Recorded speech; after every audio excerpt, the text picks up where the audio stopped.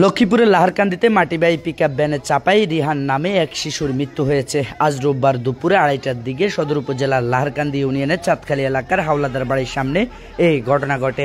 নিহত শিশু রিহান চাঁদখালী এলাকার বাঙালি ক্রেতা রুবেলের ছেলে।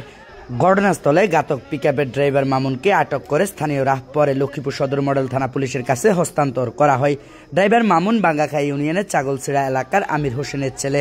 জানা গেছে, দ্রুত গতিতে পিকআপ ভ্যানটি জকসিন থেকে ববেরহাটের দিকে মাটি বহন করতে যাওয়ার সময় চাঁদখালী এলাকায় হাওলাদার বাড়ির দোকানের সামনে রাস্তা দিয়ে পারাপারের সময় রিহান নামে এক শিশুকে চাপা দেয়।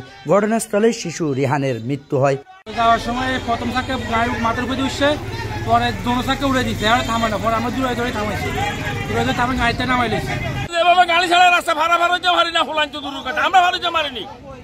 এই গাড়ি ওর লাই দৈনিক 30-40 কম্পিটিশনে গাড়ি চালায়।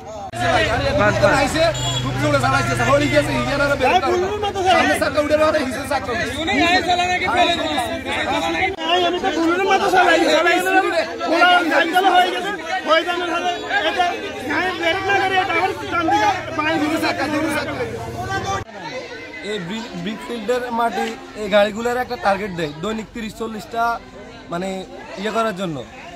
এরা এই রাস্তা দিয়ে খুব দ্রুতভাবে গাড়ি চালায়। এই বাচ্চাটা রাস্তার সাইডে ছিল, মানে গাড়ি কন্ট্রোল না করতে পারি, বাচ্চাটার উপর দিয়ে গাড়িটা উঠে দিচ্ছে, বাচ্চাটা নগদে শেষ। মানে ওরা খুব উচ্ছৃঙ্খলভাবে গাড়ি চালায় এই রাস্তা দিয়ে।